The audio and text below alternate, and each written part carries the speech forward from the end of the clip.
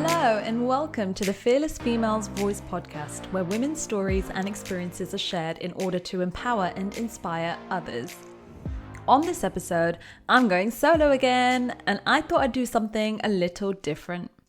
After having spoken to many women, a topic which comes up often is finances. Money is something that allows us to live the lives that we want, and I believe financial independence for a woman is so important. I've always tried to be financially savvy and also understand my finances better so that I can rely on myself and know exactly what is going on in my bank account. I am so grateful that my parents have always provided for me when I was younger, but as I started growing older, I knew that I wanted to fend for myself and earn my own way. So an example of this is that my parents paid for me to take piano lessons from the age of 5. Alongside playing the piano, I also took my theory exams, and when I was 13, my piano school was looking for a theory teacher. So I decided to apply and I got the role. So when I was 13, I started teaching theory to other piano students, and the money which I earned paid for my own piano lessons, along with spare pocket money. It was quite funny because a lot of my students were far older than me. And when we entered the room and when I went to teach them, they were probably looking at me thinking, who is this young girl who's teaching me how to write theory music?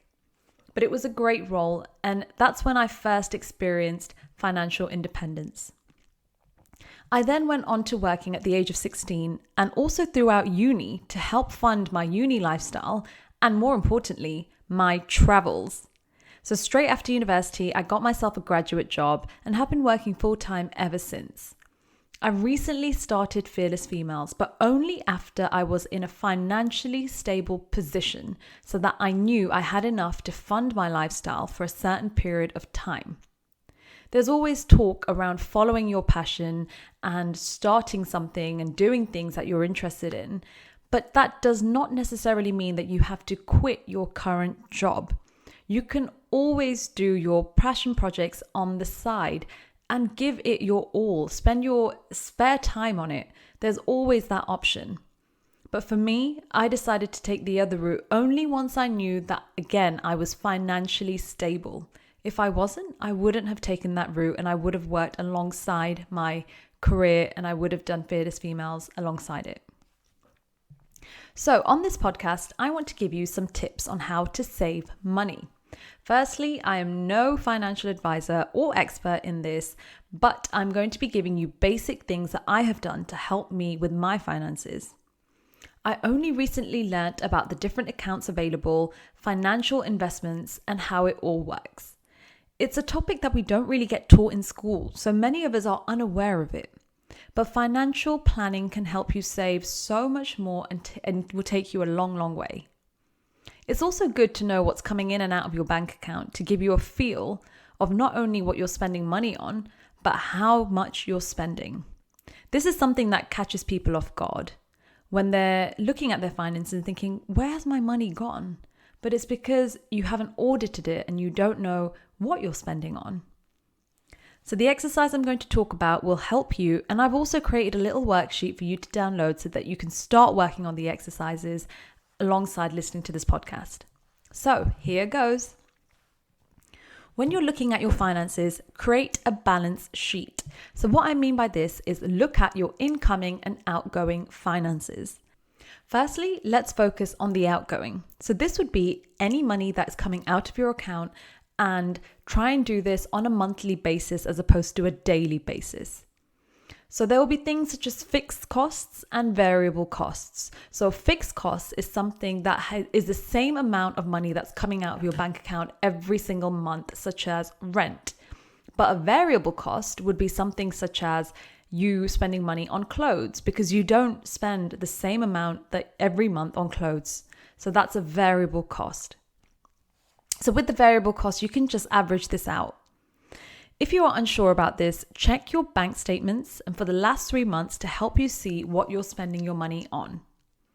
So, for example, I have as a minimum every month my mortgage, my bills, my petrol, and my food bill. These are my fixed costs. And then on top of that comes social activities, holidays, obviously depending on the situation, and things that I buy for myself, such as clothes or shoes. So once you've made a note of your balance sheet and all your outgoings, make a note of the incoming money into your account, such as your income, any benefits that you receive, money that you receive from family members, or whatever that money is and wherever it's coming from. Note that in if it's a fixed monthly cost coming in, or even a variable cost, which you can average out. So you can use the worksheet which I've created for you to help you visualize and note everything down. The calculation you need to do is take the incoming money and minus the outgoing from that. For example, if you have £2,000 coming in every month and you spend on average £1,500 a month, then you have £500 spare for that month. With that spare money, it's great to save or invest it. I tend to have a savings pot which I use for holidays or major big spends in my life, such as buying a property, which we did last year, or anything else that I feel I'm saving for, my wedding. So it's always good to have a backup or a savings pot, especially for a rainy day. So many of you have asked about saving money in general. So here are a few obvious but effective tips that you can work through. So number 1, use the one drink or no drink rule when going out. So I used to drink a lot. And when I was training for my 10K run 3 years ago, I stopped drinking and I focused on my running and my fitness because I became competitive and I wanted to do the best I could. I wanted to get a 10K run in under 1 hour. So what I realized was that I was saving a lot of money by not drinking during the period that I was training. And also, I felt great. I didn't have hangovers or lazy days. So I decided to continue with this and decided to drink less. So when you go out and about, alcoholic drinks can be pretty expensive. So you can either not drink at all or have a one drink rule. This may be hard for some to actually do, but trust me, it's not only going to be great for your wallet, but it's great for your health and you'll feel incredible the day after. I now hardly drink as I prefer a cleaner lifestyle and I feel much better for it. Number 2, host dinner parties instead of going out to eat. It's great going out to eat here and there. I mean, I love not washing my own dishes and having food served to me. But I know some people who eat out 3 to 4 times a week. Now, this is for me quite a lot. And I used to be there when I was younger. I used to eat out a lot. If you're meeting friends or family members, know that there is always an option to meet indoors at your home or their home.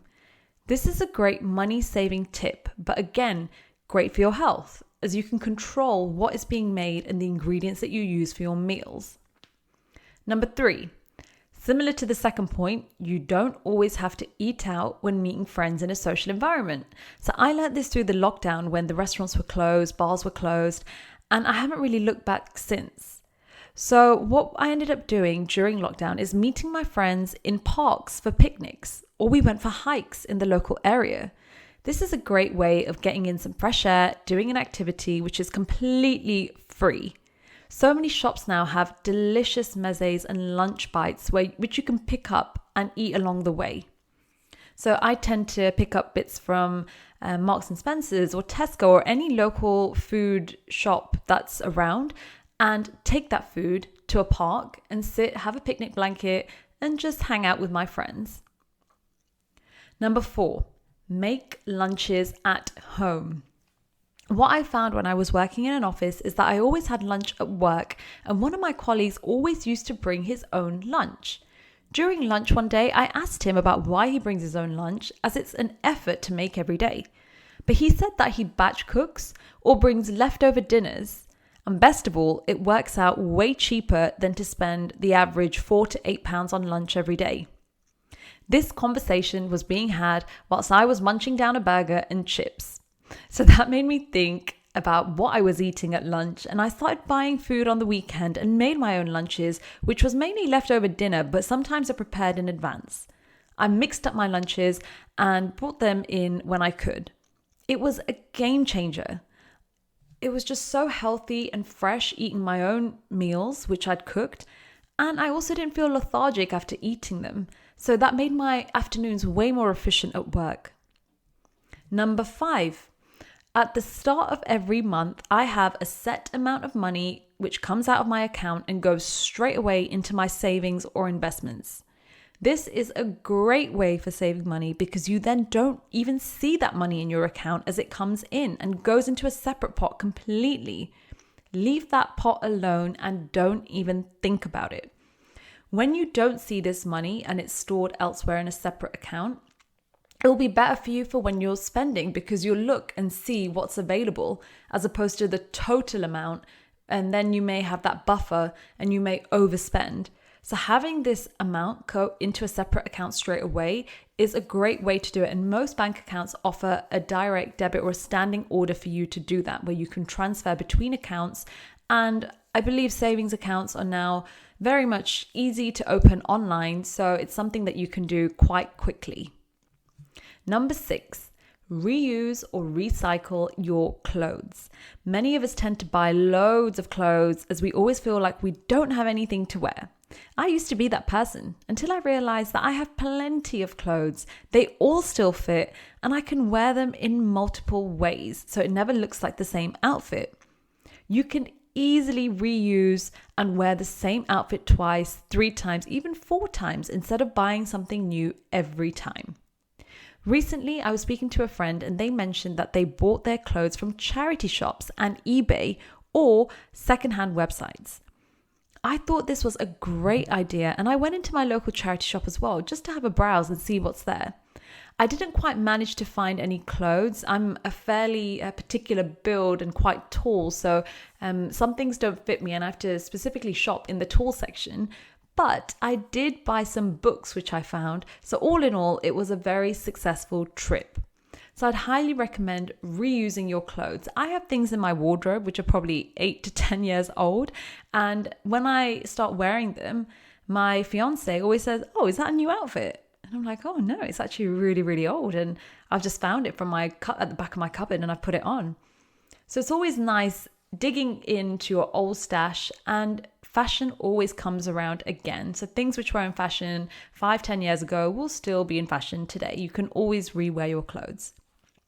So these are just a few of my tips for ways of saving money. There are many other things that you can do, but do what works for your lifestyle and pick out some of these tips and let me know how you get on and how much money you actually save. I love hearing women being financially independent and also savvy. I feel like it's just so important for us in this day and age to do that and pass this down to the younger generations.